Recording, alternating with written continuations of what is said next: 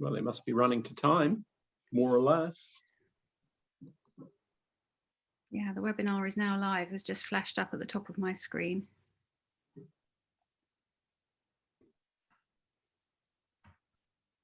Okay, good afternoon, everybody, and welcome to the third plenary session of this conference. We're looking at the economic drivers of maritime power. My name is Fenella McGerty. I'm Senior Fellow for Defence Economics at the Institute. I was asked to chair this session because of my background in defence spending, investment trends, market outlook, and basically the numbers. So our theme today, the economic drivers of maritime power, I think it's quite a broad topic. So we've looked to try and distill it down into a few questions to try and determine which topics are of the most interest that we can address in this hour and 15 minutes. So ultimately, we would like to consider how the UK can deliver on the ambitions for its maritime sector to contribute to the broader prosperity agenda that we've been talking about today. How can that best be achieved in the context of continuing technological change, other factors such as changing attitudes to climate change, and how might the evolution of the global economy change those responsibilities and tasks that the navies face, and therefore their capability requirements and industrial capability requirements. And finally, how does the UK approach measure up against the global approach to these issues? Not least in terms of the actors in the Indo-Pacific, for instance. Are the drivers the same there as they are here, or are we more focused on those economic and industrial drivers? So I'm delighted to have four speakers here with us today, well, one in person, three virtually, just to talk through some of those themes from their unique perspectives, and we'll then have time for Q&A. Before I go to our first speaker, just a reminder that to our virtual audience, that we will have time for Q&A, but to use the Q&A function, also raise your blue hand, and then I will ask you to actually speak verbally. So again, this session is being recorded, both panelist comments and the Q&A session, and everything is on the record. So to our first speaker now, here with me, it's Sir Simon Bollam, Chief Executive Officer at Defence Equipment and Support. So with extensive acquisition support delivery experience, he's well placed to talk about the efficiency and dynamics, and perhaps the challenges of defence acquisition, but also the national shipbuilding strategy here in the UK, and the maritime sector generally, and how that fits in with the UK prosperity agenda. Thank you, Simon. Well, good afternoon, ladies and gentlemen. Good afternoon, Fenella. Thank you very much for that introduction, and thank you very much to the First Sea Lord for inviting me to participate. And I very much look forward to what will inevitably be a lively discussion. So I'll start with a few opening comments, if you like, to whet the appetite. And in my position as the Chief Executive of Defence Equipment and Support, my job is really to make the strategy happen in terms of getting the equipment, getting the support to the First Sea Lord to execute the strategy. So let me just start with the opportunity. So in defining the value of a vibrant maritime enterprise to both the delivery of maritime power and UK prosperity, I think it might be worth starting with a quote from the Prime Minister, who said last year that the UK is an outward-looking nation. We need a shipbuilding industry and a Royal Navy that reflect the importance of the seas to our security and prosperity. And he also added that I am convinced that by working together, we will see a renaissance in this industry, which is so much part of our island story. So let's bring shipbuilding home. So what do we need to do to fully realize this opportunity? Well, if you're here as part of the enterprise, then you'll have a vital part to play to both define and deliver this vision. Importantly, I would include international colleagues in this group, because this vision is one of a maritime enterprise that epitomizes global Britain, where international partnerships will underpin our mutual success. Of course, this is also in the context of the critical requirement to re-energize the economy post-COVID, It represents a real opportunity to truly build back better. So how are we going to seize this moment? So just a few numbers. The MOD will spend approximately 20 billion on shipbuilding and support over the next 10 years. And this supports 22,000 direct jobs across the union, and of course, thousands more indirectly. The integrated review set out that the maritime settlement will create a sustainable and committed shipbuilding pipeline and support enterprise, and providing industry with the confidence to invest in themselves. Vitally, this investment must deliver credible capability and clear value for money. This means that the new Build Back Better maritime enterprise must include investment in modern skills, new plants, and significant productivity enhancements. Secondly, digitization and the embodiment of Industry 4.0 into the maritime enterprise. Third, further and fuller delivery on export potential, and becoming a reliable export partner is at the core of this. We need to diversify the customer base and reduce the dependence of our shipbuilding industry on MOD. And finally, and critically, realize the ambition of the green agenda. So all of these are dependent on diversity of thought and innovation, which is in turn reliant on our diverse and interconnected workforce, and critically, a refreshed senior leadership cadre that understands and reflects this new reality and is energized for change.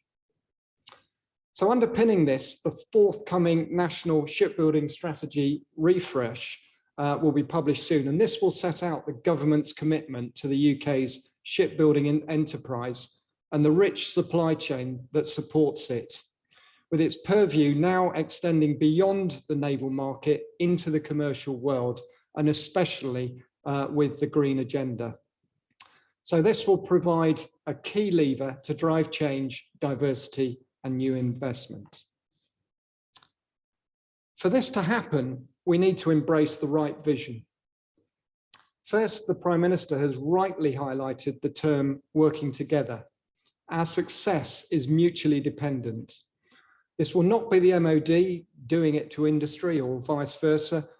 What we can achieve if we work together as one team was demonstrated clearly when we went after and won the Type 26 export opportunity, a success that we're working to reinforce on other programs such as Type 31.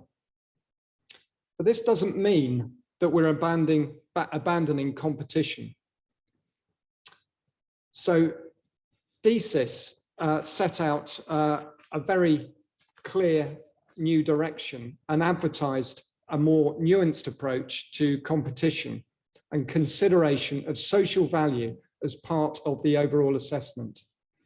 I mentioned earlier the need for significant improvements in productivity to deliver value to the UK taxpayer, but also to improve our chances of success in a highly competitive export market.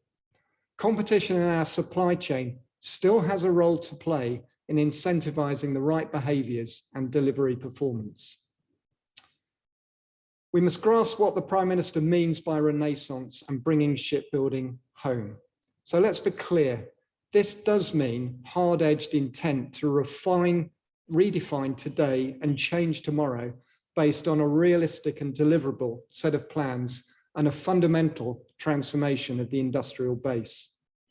We must focus on reinforcing what we're good at, such as design, ships development, integration, watching, learning, adapting, and either being better than peer competitors or more quickly, and working with international partners to achieve competitive advantage, all of which is fundamental to demonstrating value for money. For me, this is captured in a vision focused on sustainable shipbuilding and support. In essence, it means making sure that this once in a generation opportunity leads not just to a set of quick wins, but to a legacy that will sustain both the Royal Navy and the industry upon which it relies for the long term in the context of the ambition for UK industry. And this ambition will see us become more competitive commercially, more innovative in offering new products and design into the market. So we must no longer perpetuate a reliance on pulses of naval orders to sustain the remnants of the industrial sector. While a sovereign industrial base has been preserved with consistently impressive skill set, this has not left it globally competitive or truly self-sufficient. That has to change if we're truly to build back better. So that concludes my opening remarks. Back to you, Fenella. Thank you very much, Simon. I think what I found particularly interesting there was the approach to international partners and the fostering of UK defence exports. So I hope we can get back to that in Q&A in our competitiveness. So our next speaker is virtual. So Sarah Kenny, OBE Chief Executive of BMT. Keen to hear her industry perspective, but also from the point of view in light of the varied boards that Sarah is a member or indeed a chair of, not least Maritime UK. So really important to have that industry and trade angle of the debate, and also whether she thinks the UK government has got it right in its future maritime sector strategy. Sarah, over to you. Thank you so much. And thank you so much for asking me to join the panel session today. So I think in common I expect with very many of you in the live and virtual audience today, I've spent much time reflecting on the maritime future over the past year. If I briefly go back to 2019, in what now are the heady days before the pandemic, for the UK commercial marine and maritime sector, the Maritime 2050 report off the back of the Maritime Growth Study set out for the first time a truly pan-industry, pan-government strategy for the UK. Since 2050 was published, it's fair to say that a great deal has happened and changed. The government have recently published, as Sir Simon's just highlighted, their Build Back Better strategy. And with the launch in the UK of the Integrated Review, the Defence, Security and Industrial Strategy, and the soon to be launched refreshed National Shipbuilding Strategy, we can see a significant renaissance in demand for marine and maritime skills, services, facilities and capabilities. And this plays directly into the UK's wealth of expertise in maritime people, training, design, systems supply, shipbuilding and sustainment, ship and port operation, logistics, finance, insurance, and wider service capabilities. Phew, and that's just a UK view. I think, though, that we have also now arrived at a major tipping point for the marine and maritime sector in the UK, as we see a combination of global and domestic environmental, technological, geopolitical and digital changes, which have all been accelerated greatly by the pandemic.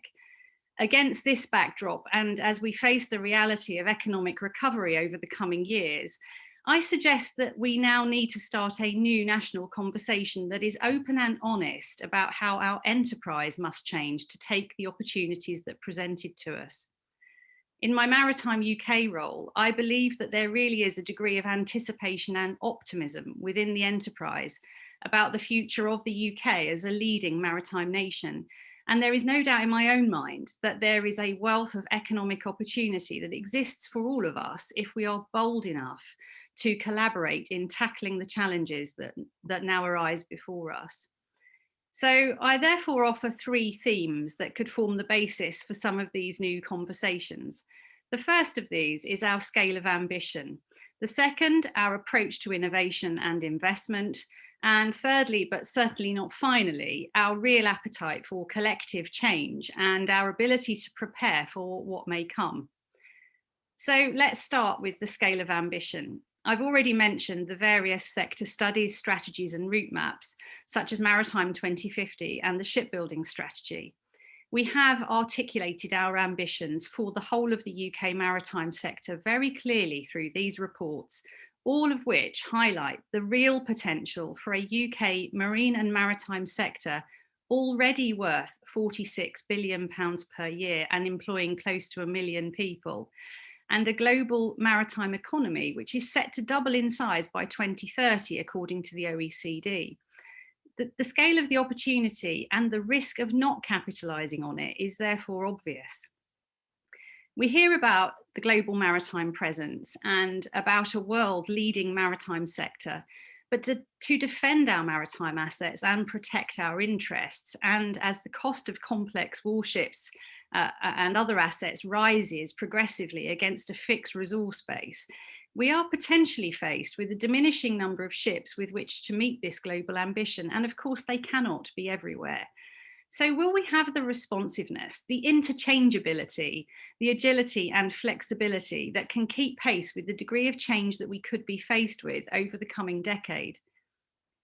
We and I greatly welcome the refresh shipbuilding strategy, but long experience indicates that it will constantly be subject to change as natural pressures, whether they're operational, political, budgetary or performance, come to bear.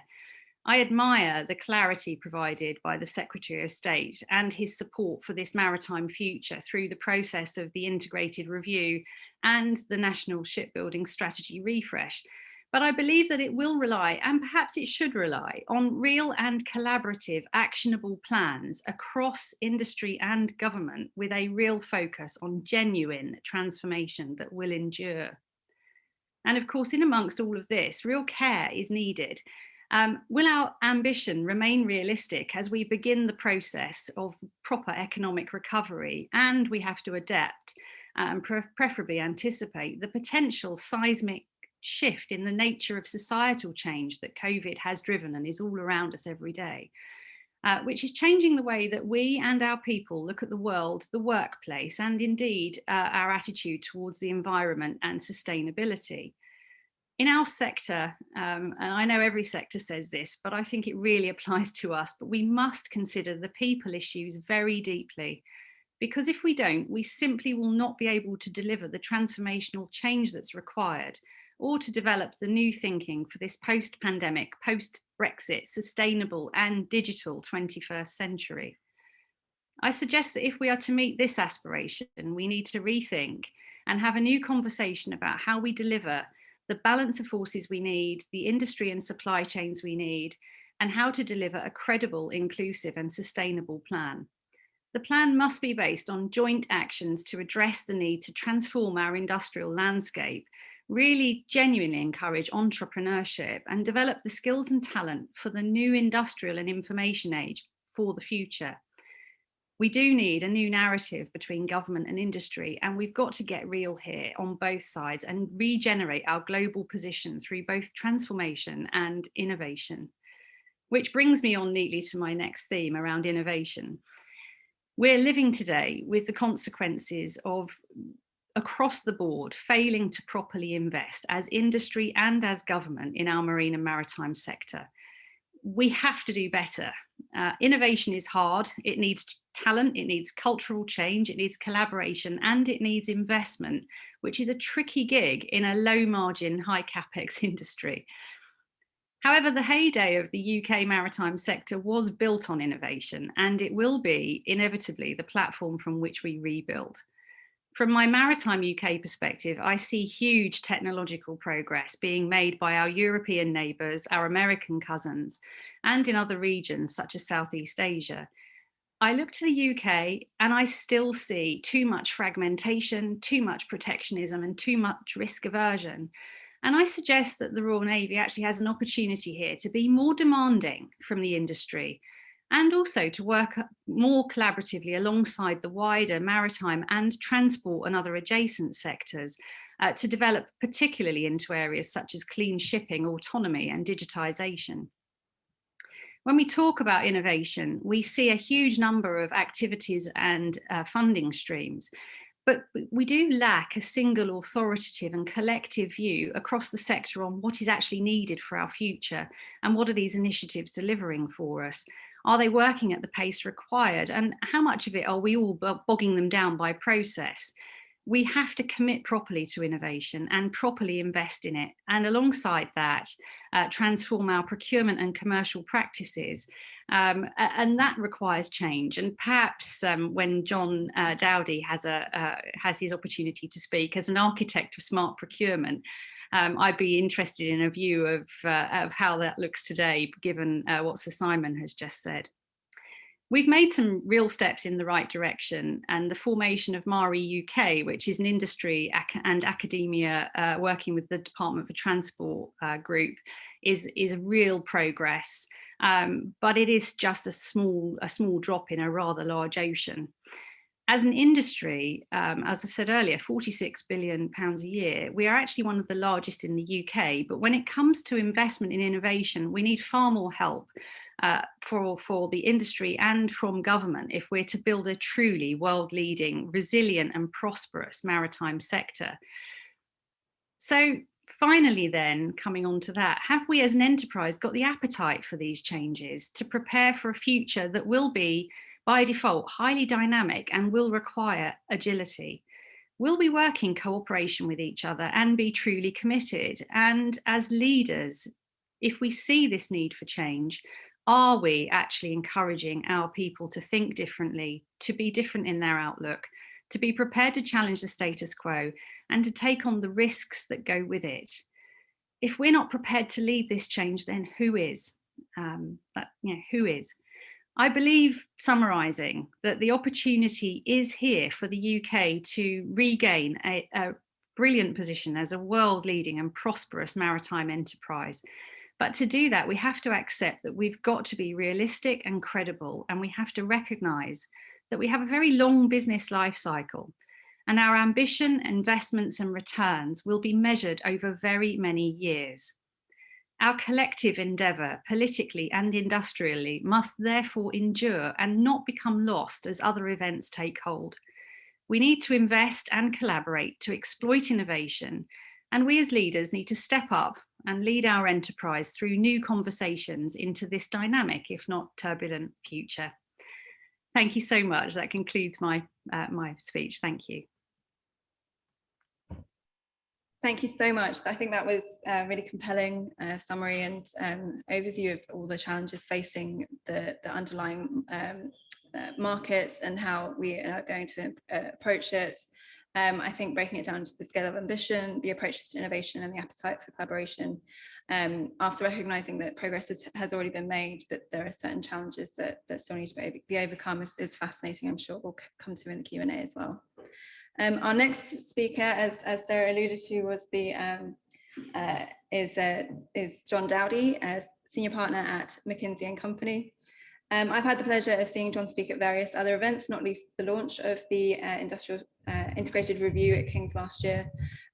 His points of view are always really forward-thinking, and I look forward to hearing perhaps the geostrategic perspective and how some of those dynamics of global economics and maritime trade might impact the economic dimensions of maritime power. So over to you, John.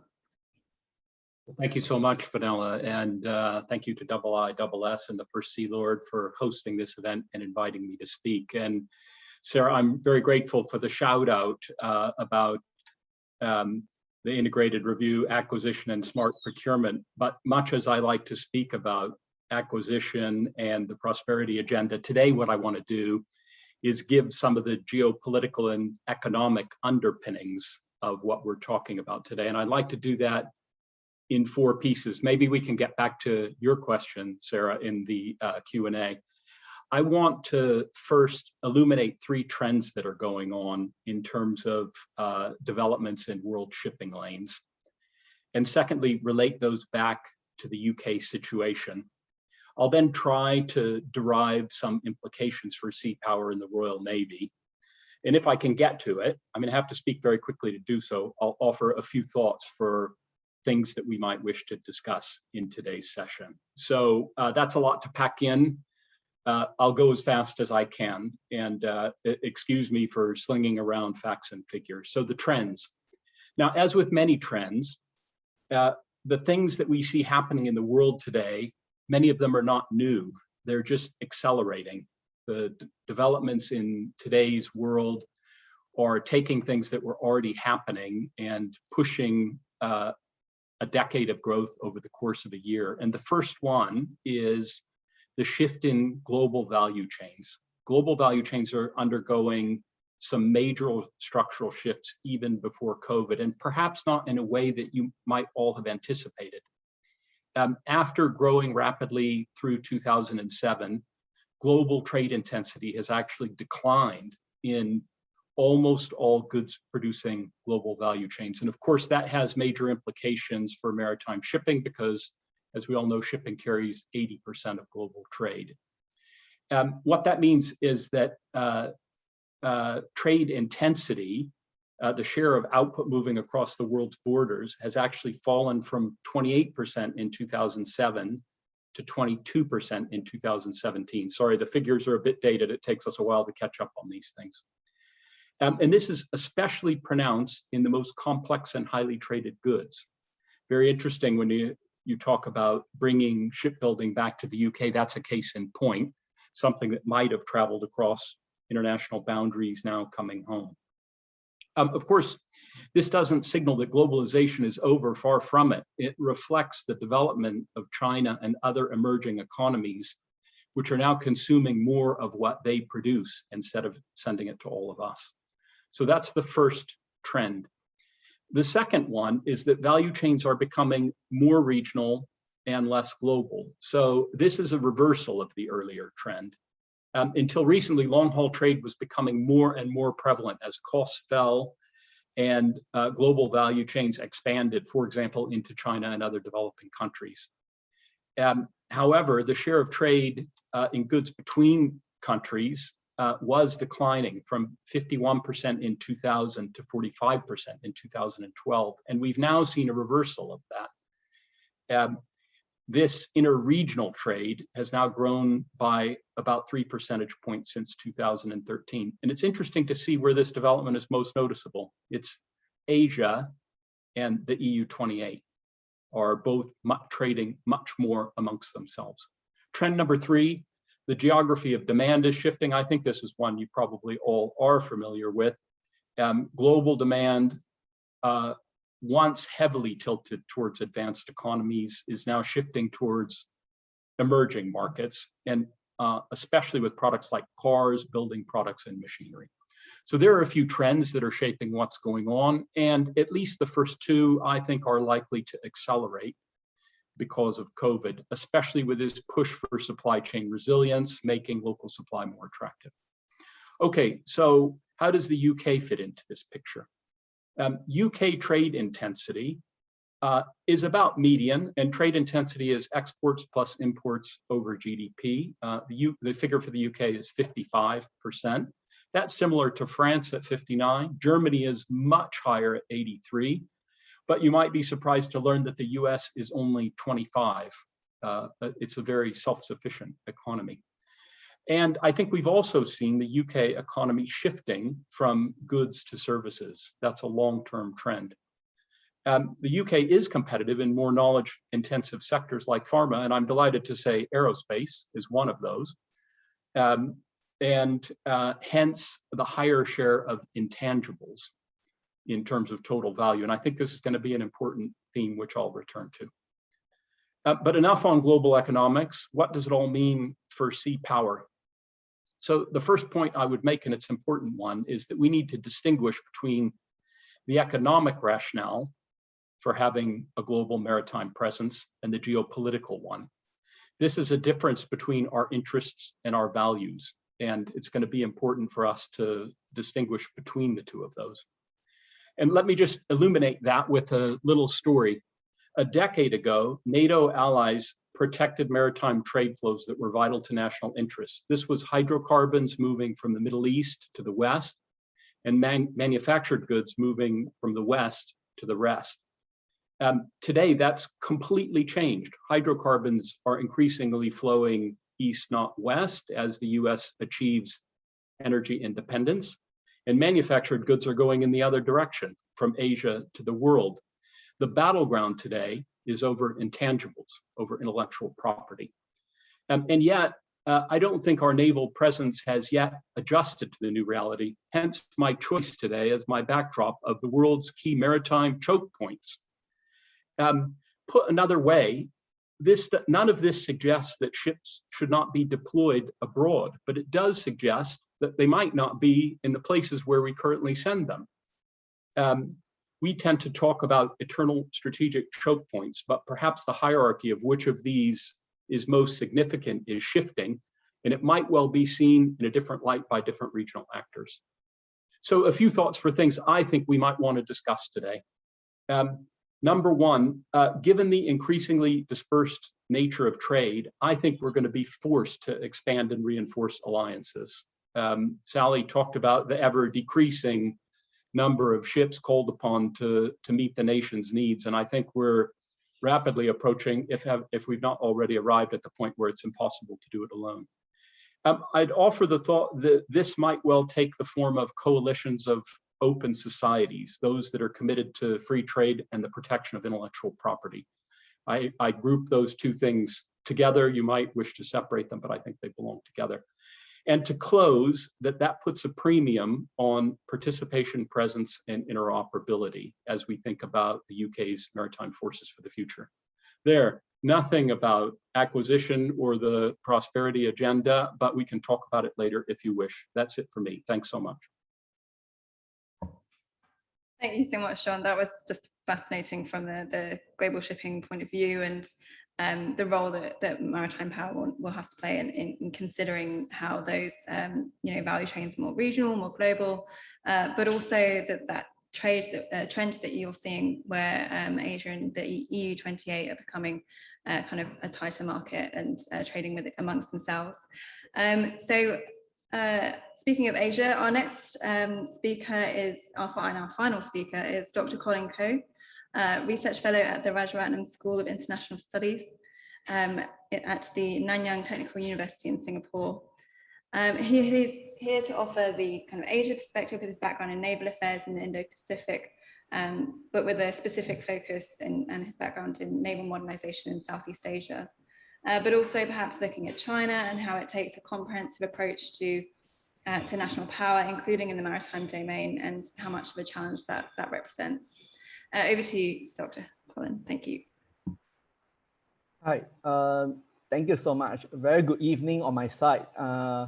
And allow me to thank the First Sea Lord and IISS for allowing me to share my view.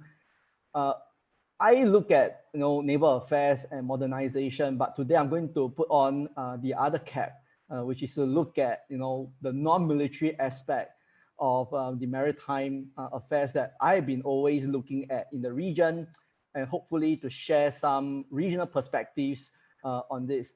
Certainly my presentation is going to touch on China, but at the same time, I'm going to also touch on Asia in general. So allow me to first start off with a brief overview of Asia in this current post-pandemic context. And right now, what we are seeing is the increased interest in infrastructure development in the region. It's not just to do with inland or terrestrial infrastructure, but also the potential that could be raised when it comes to the development of marine infrastructure. And this is seen as one of the ways for Asia to recover from the pandemic. And in this sense, right now we are seeing here a very realistic situation in Asia. We see a non-uniform progress and process of marine economic development in the region. We see much more development in Northeast Asia, and that's largely due to the larger baseline capacities that are started off with, such as shipbuilding, for instance, as well as other infrastructure developmental aspects. Southeast Asia, by contrast, seems to be at a nascent stage. There are only a few countries that have been doing well in the marine economic sector.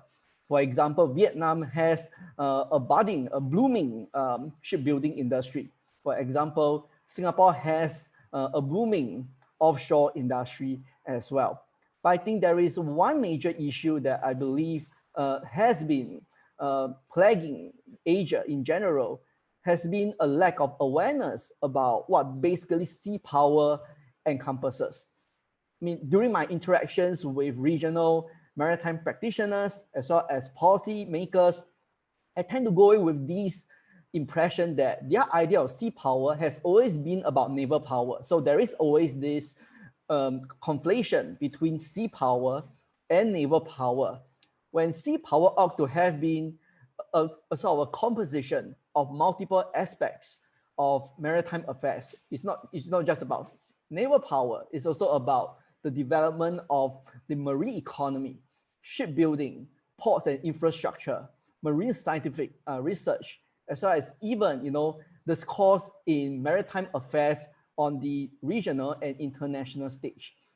And even if you look at, for example, Indonesia's case, where back in 2014, there is the global maritime fulcrum vision that was being put forth that encompasses multiple pillars that leads to a very comprehensive understanding of sea power. We'll talk about, maritime awareness. We're talking about, marine economy development, marine infrastructure, maritime defense and security. But in terms of implementation, it has been found to be less than desired. So this is, perhaps not unique to just Indonesia. If you look at countries in Asia in general, you don't really see, a much more comprehensive development of this concept of sea power in that sense. But there is actually an anomaly, if I could put it, an anomaly, and that is China.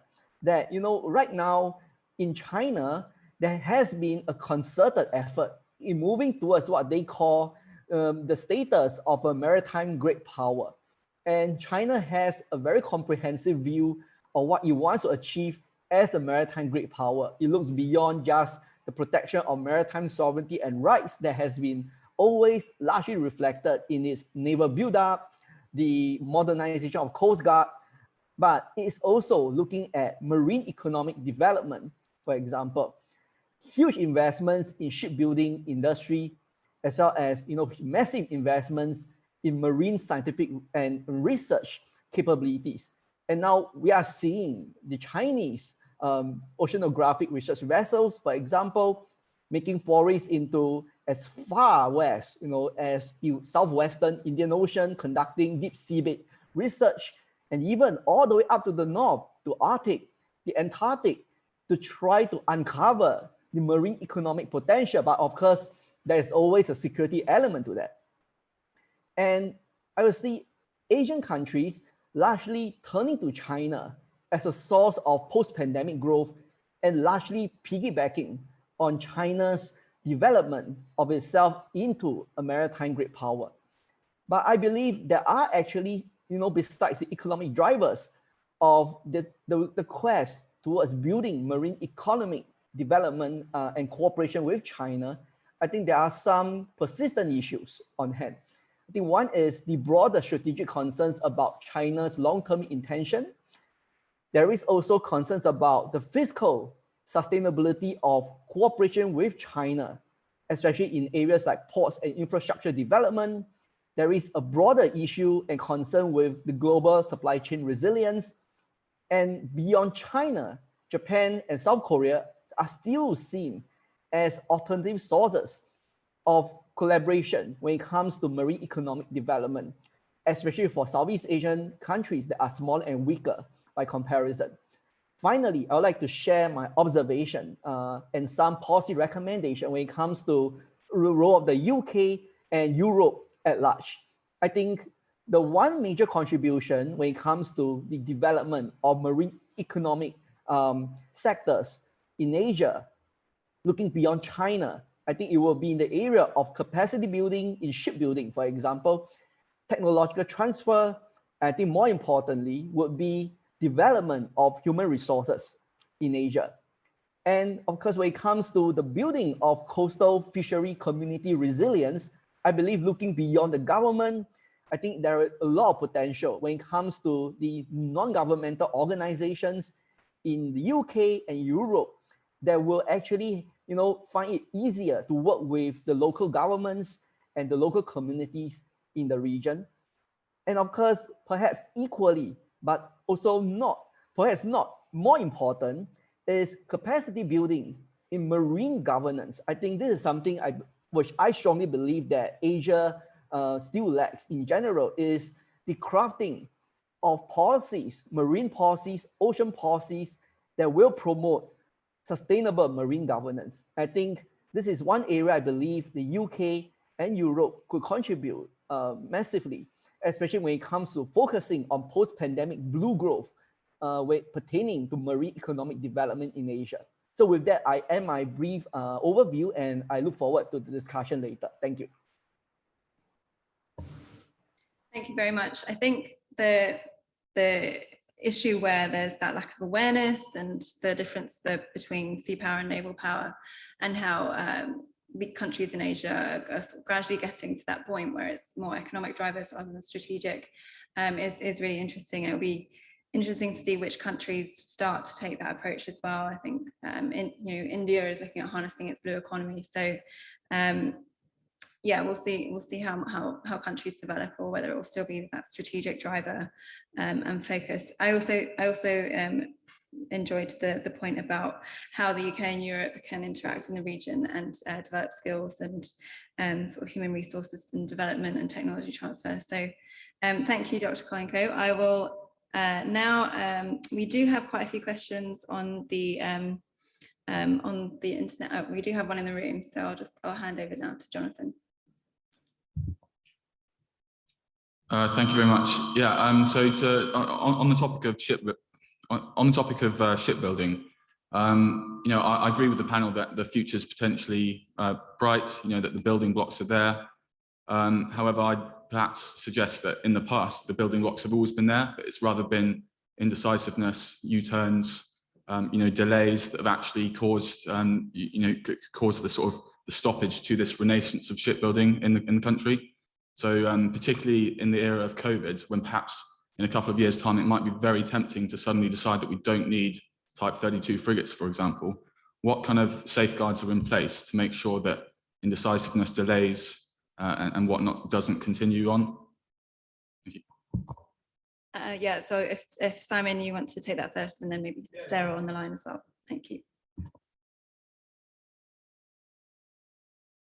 And one that was addressed for us actually by Sir John Parker when he came in to look at the national shipbuilding strategy as it was in embryonic form then, and to make some comments. And for me, the key part of this is moving away from a stop-start type of approach. And the work that's gone on over the last 3 to 4 years, I think has been fundamental to driving that consistent pipeline through our shipyards. If you've got an investment proposition that stretches out 5 to 10 years, then industry can invest. Sarah talked about skills. It's not just about facilities and capability in our shipyards. That's important, but absolutely critical to that is building skills. And you can only build a workforce with the skills that we require to deliver the sort of efficiencies that we're expecting in the future with a consistent pipeline. So I think the building blocks are very much in place there. All of that work that was done, if you like, the conscience that John Parker provided us back in those days, that the first Sea Lord in the room here today has taken forward with a passion, is all about creating that pipeline and creating the confidence for both the Royal Navy and indeed our industrial partners to invest in that future. And I think the integrated review and the command plan that came out of that provided a funding line and a clear strategy in terms of delivering that plan. Thank you, Simon. Sarah, do you have anything to add to that? Thank you. Yeah, my first comment actually is just to bear in mind in response to the question that between 40 and 60% of most warship acquisitions actually are based on systems and subsystems supply. And I certainly don't think the UK has languished or stood still in that area. In fact, in many respects, we are and remain world renowned in terms of combat systems, mission systems, autonomy, electronic systems. So I just want to sort of make it clear that actually a large portion of what when we talk about shipbuilding, we oftentimes, I think in our minds at least, have a view of a yard and building hulls, and shipbuilding of course is far more comprehensive than that. So I just wanted to make that point first, because that side of the sector certainly has not stood still or been subject to some of the disruption that the person raising the question had put.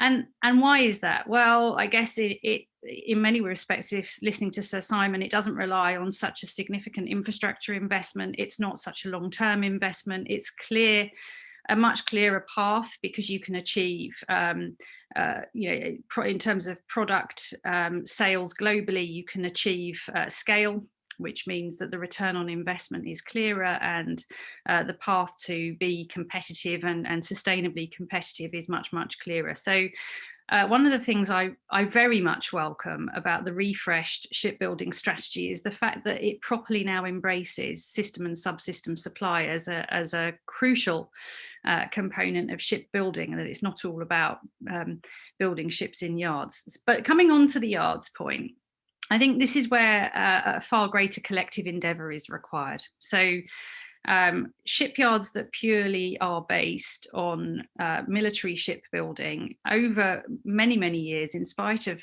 long-term TOBAs, actually haven't been as competitive or as productive as they perhaps could have been. And I think the shipbuilding strategy has acted as a good catalyst for change there, because it's allowed the benchmarking of those yards with competitors. There's a lot of arguments around what's a level playing field and what does that look like in terms of government support. But nevertheless, I think the modernisation of our yards has occurred in the last few years. I think there's an ambition and an appetite for more, and rightly so.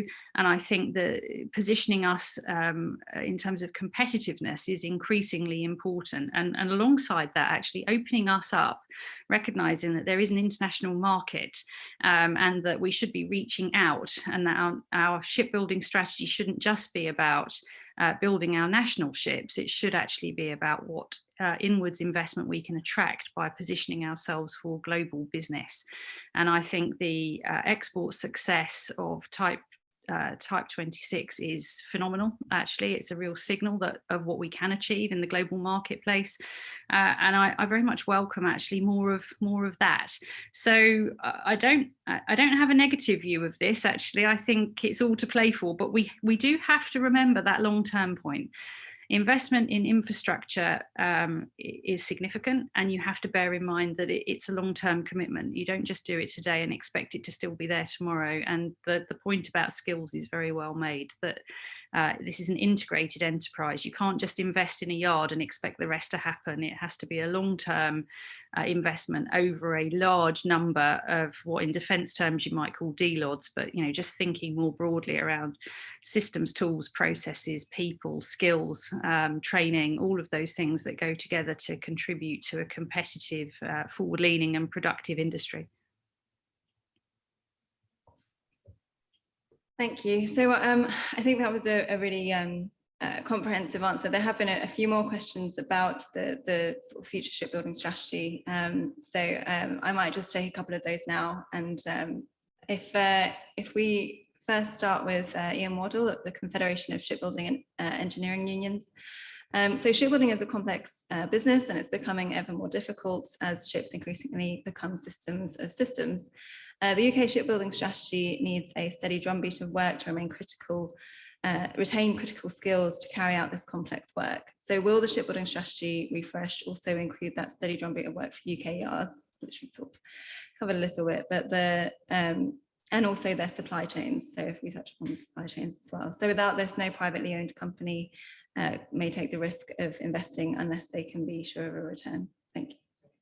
So, Ian, yes, thanks for that point. I think in many ways you reinforce some of the points already made. Yes, the integrated review and the command plan was a signal, a strong signal in terms of continuity of shipbuilding. Type 26 batch 2 a Type 32 class next on the cab rank, so to speak. So fleet solid support, which has been in the melt for a while now.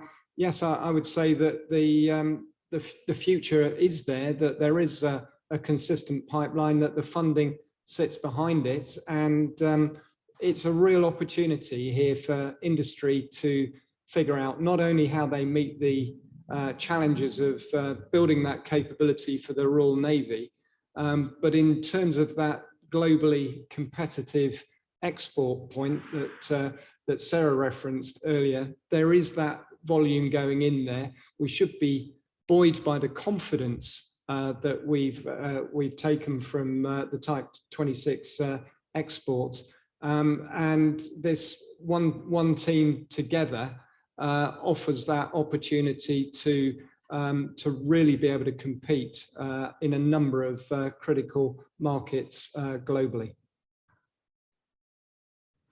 Thank you, Sir Simon. And Sarah, I don't know if you want to touch on the supply chain element as well. And I think just to build on what I said earlier, that the success of system and subsystem supply, you could argue, is partly because we've had a consistent drumbeat, to Simon's point, of activity through the UK, but also because you can achieve economy of scale quite easily by naturally exporting, and equipment systems, subsystem suppliers have naturally always done that, because they view their product markets are very different to infrastructure-based shipbuilding markets. Perhaps actually going forward they shouldn't be quite so much, but it's much easier to invest in development of a new product or service when you know for a fact that you're going to sell thousands of them, and that you'll have a product life cycle and receive income from supportability, and then you can incrementally carry on innovating and investing in product development. So I think we've always had a buoyant sector in that respect, and perhaps I suppose a reflection is, as we deliver on our ambition for the refreshed shipbuilding strategy, are we properly learning the lessons from those underpinning differences between the way that we export and develop business in system and subsystem supply versus hull form supply? So make sure that we cross-reference and learn from each other. Thank you. Thank you. We have another question in the room. Hugo Desis, please go ahead. Thank you, Fenella. We've seen that a growing number of countries, when presented with opportunities to procure or import assets from, let's say, European countries, are also looking for opportunities for technology transfer.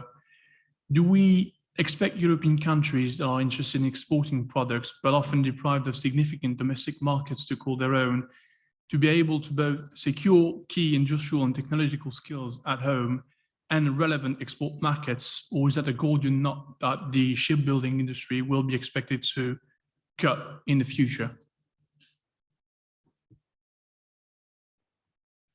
Yeah. Technology transfer is usually at the core of most export negotiations. And I'm not sure it's possible to generalize. Each case has its own merits, but I suppose you've got to look at Type 26 as an exemplar here. A complex warship, arguably the best in class globally. But our Australian partners and our Canadian partners have chosen to invest in that. In terms of technology transfer, there are certain systems, certain sovereign systems that the Australians wish to install on the ships. And back to Sarah's profound point, that the fighting power of these vessels is about the systems, the sensors, and the weapon systems. So the Australians will build their own mark of Type 26. They will have their own radar and weapon systems. But in terms of technology transfer, they'll be building the ships in their own yards. The design will be fundamentally supplied by BAE Systems, but I think that's just a great example of how an export country can buy into a program that is essentially a UK program, but also involve their own sovereign capabilities and associated industries in pulling together the capability and building the prosperity around their own indigenous industries, much as we're looking to do in the UK, and was a fundamental part of the DCIS publication. I wonder if Dr. Colin Koh, do you have any points from the sort of Asian perspective of you know, how that might be received, or what countries in the region are looking for in terms of their as they import capabilities or develop their own maritime base? Thank you. Thank you. Well, I mean, the thing is, I think right now, most of the countries in Southeast Asia in particular are actually first looking at not just building the ships. I think they need, you know, capacity rather rapidly. So I think, you know, as far as naval capabilities or Coast Guard capabilities are concerned, and then right now I'm wearing my Naval Forces cap when I'm talking about this, I think the generation of those capabilities is more important. But of course, there's always the desire to have, you know, those arrangements like offsets and other tech transfers to allow them to build up some form of self-sufficiency in at least, you know, building the hulls, and then, you know, systems integration in particular is certainly one area that regional countries are looking at. But when it comes to Northeast Asia, I don't see too much of that challenge being faced, because I mean, basically, if you look at Northeast Asia, in Japan, South Korea, even China, I think there is a very respectable level of self-sufficiency when it comes to, you know, building systems, building ships, whole warships, whole platforms on the whole. So we are actually largely looking at Southeast Asia as that potential market when it comes to, you know, this sort of capacity building as well as technological transfer. Thank you. Thank you. We have a raised hand. If we could go to the name's just Greg Kennedy, I think it was. Thank you. Question is for Sarah. And I take the point, and I'm very glad she's brought up this point about the subsystems and the components. And I think stand fast, the Type 26 experience, which also I think the panel would have to admit was an unexpected case of its success. So therefore not as conscious as the other programs. The UK passed in the history of being able to deliver on time, on budget, and to spec, Sea Astute, Type 45, etc. You know, not great. So I think this thing that you mentioned, Sarah, about kind of the realities of what you can and can't do, should be seen in a greater and wider perspective. And I think it should actually be seen even in a larger national perspective, in the sense of, you know, HS2, Heathrow runway. I mean, there is a litany of big projects being hard to handle.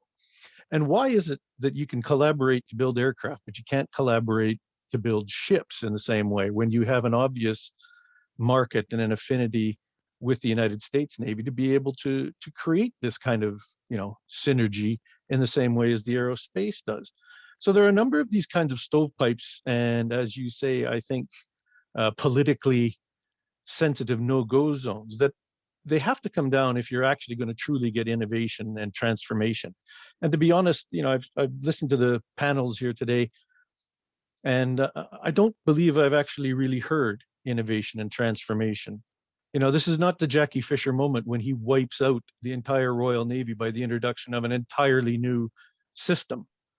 So this is not that. And it's not that because of the inability to change these critical structural elements. And I guess my question really for Sarah is that, you know, if I was investing in the future, my hard-earned dollars on this, what kind of return would I actually be expecting to get in the next 10 to 15 years? Sarah, over to you. Wow. Thanks, Greg. What a question. Well, I think there were a few questions or points in there, actually. So there's a thing about UK productivity or credibility to deliver. I think there was a thing in there about not interoperability, but cross-decking different or better sharing across countries. So that collaboration piece internationally, and there was, I think, a piece around UK collaboration too, and the sort of final point about leadership. So I'll just unpack a few of them, just conscious of time, but very happy to have another conversation with you because that's really thought-provoking. Just in terms of UK collaboration with other navies in particular, I think actually having been involved very many years ago when I still wore a lab coat as a defence scientist, the number of international collaboration projects we worked on RDT&E was considerable, and I know that remains the case today. And of course, we don't talk about all of them, but I'm very well aware of some of the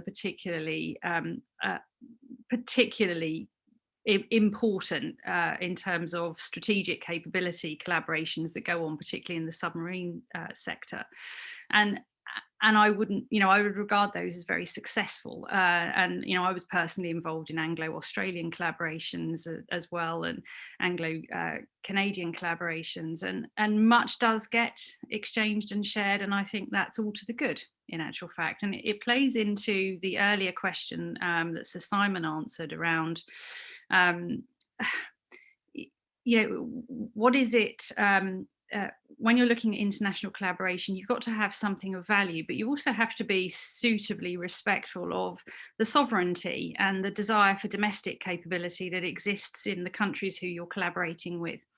And the export of Type 26 is a case in point where, as Sir Simon said, you know, combat system, for example, radar, for example, where, you know, if there is a desire to establish and develop sovereign capability in another territory, they won't take that technology on. So they're always just, in my speech, I talked about the need to get real. I think there is a need to get real about which capabilities domestically you really not just are famous for, but want to be famous for, and that you believe and can demonstrate you can credibly deliver.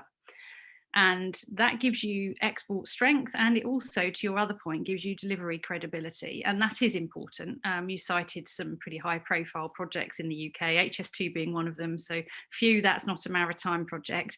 But in terms of credibility, if you try to be famous for everything, you by and large end up not being, and then start to run into issues with your credibility. Actually, one of the things that I think is really important about Maritime 2050 for the whole sector in the UK, but also the refresh that I'm expecting on the shipbuilding strategy, is a far greater clarity around what it is we're going to be famous for and how fast we're going to go and how we're going to get there.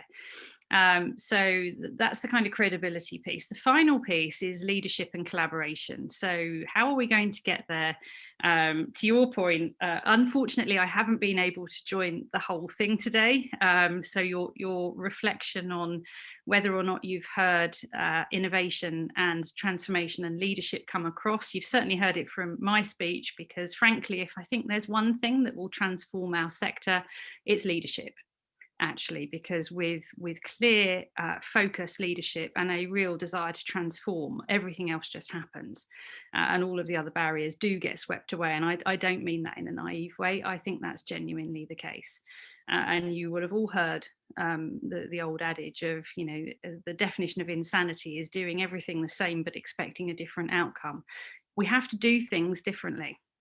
There is no alternative. So if we apply the same thinking to a new problem, we'll end up with the old solution. It's as simple as that. And so what I really want, and the reason for my speech being so clear around far greater, more honest, more direct and more collaborative dialogue within industry and between industry, government, academia and other stakeholders is that it is time to get real and have proper dialogue, not wait until a strategy report comes out and then have a response and then go backwards, forwards. We haven't got time, frankly, for any of that. It's far better to just say, look, this is our strategy, work with us on it. These are the strategic investments that we believe need to be made. Can we do it together? Where do we need to get partners? Where really aren't we very strong and we need to learn from others? Where do we need to develop skills from scratch or capabilities from scratch? We can't avoid the fact that if I pick up 3 themes that have come about, in my view, since COVID, sustainability, digitization, and societal change are the 3 things that are going to profoundly impact how successful we are going forwards across the UK, but especially for us here today as a UK maritime and marine sector and nation.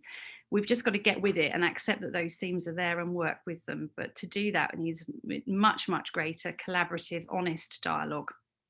Thank you.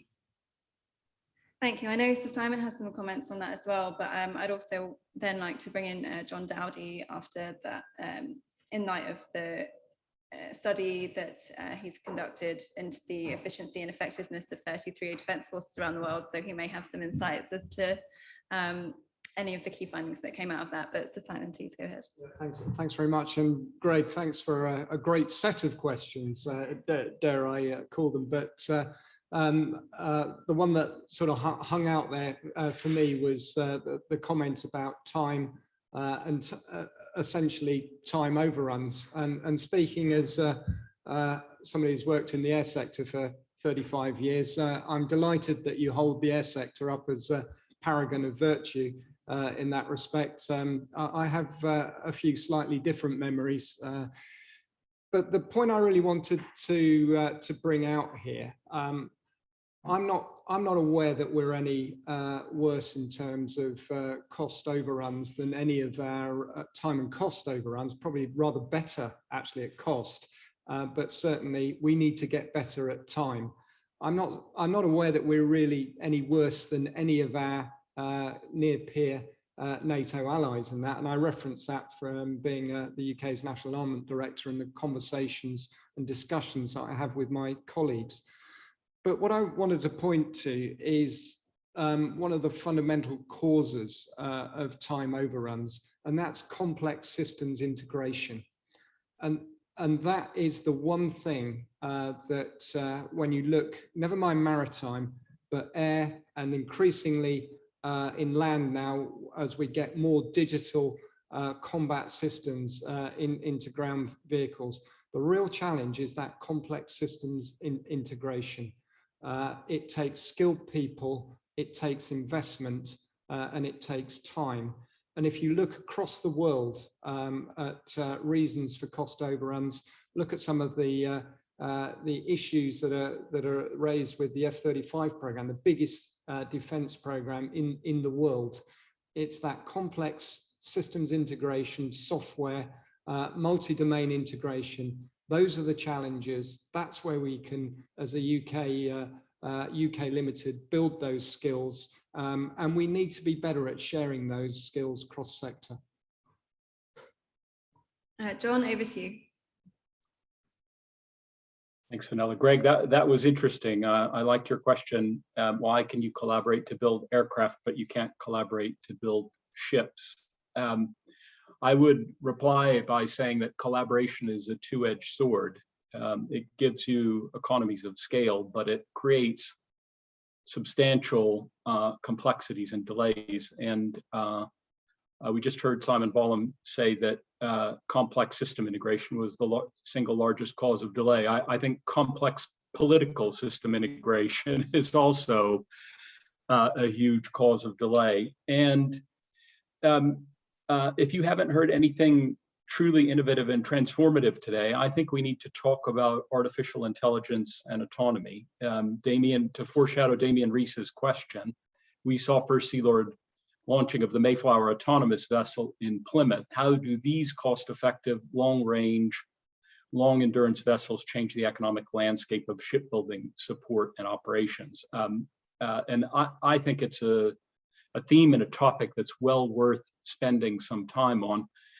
Since you raised the air analogy, and it was echoed by the Chief of Defense Material, I'll give you an air figure in return from the Chief of the Air Staff, who said that he envisions in future we'll have 2 piloted aircraft flying with 10 loyal wingmen and 100 smaller drones, Mosquito, so that you've got a fundamental transformation of the arithmetic on the battlefield. And I went and tried to estimate this a number of years ago and came up with an even more drastic figure about the relationship. And the good news is, once you take the need to keep people alive out of an armored fighting vehicle, a ship, a submarine, or an aircraft, you suddenly find that you can do it much, much cheaper and lighter, smaller, more maneuverable, and more effective on the battlefield. So I actually think this is a real opportunity for the UK, not to collaborate extensively with other nations, but to use the skills and capabilities that already exist in the country to design, build, and field autonomous systems, which could then be exported across the world. So there's my attempt at innovation and transformation. Thanks very much. I think we have time for one more question. And thanks for covering the autonomous question there as well. I did want to cover it as well, but I was worried there wouldn't be time. But so the final question, Chris Trelawney, Chief of Maritime Development at the International Maritime Organization, has asked, how does the UK intend to use the Royal Navy's immense soft power capacity to lead global maritime development agenda through helping developing countries to develop their own maritime governance structures and maritime law enforcement capabilities, supporting their food security? Simon, over to you again. And if or okay, yeah, if you could take that question first, Lord, that would be great. Thank you. It might be easier for me to take it. So I just think that's a bit unfair on Simon. So so I think in lots of, I don't know if the soft power of the Navy when it deploys is necessarily as sort of discreet as the way that the questioner made it. So I think all of the by virtue of deploying, by virtue of working with other navies, by virtue of signaling what it is that we're about, that contributes to the soft power piece. But the other piece that I think links more directly with the question is that we have a whole series of information sharing arrangements that are tailored for different parts of the world. That then allows us to then have some training and capacity arrangements. That then allows us to link with the UK Hydrographic Office and to use those relationships to build with other countries. So that's probably my best answer.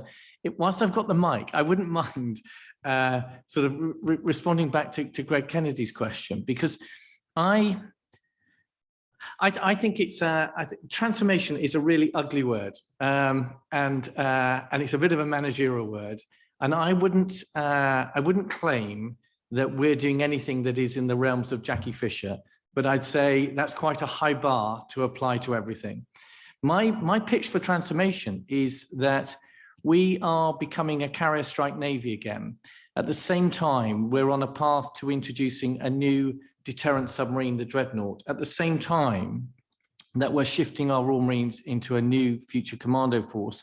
At the same time as strengthening in the North Atlantic, and we're increasing our persistence presence around the world and trying to embrace this technology and innovation.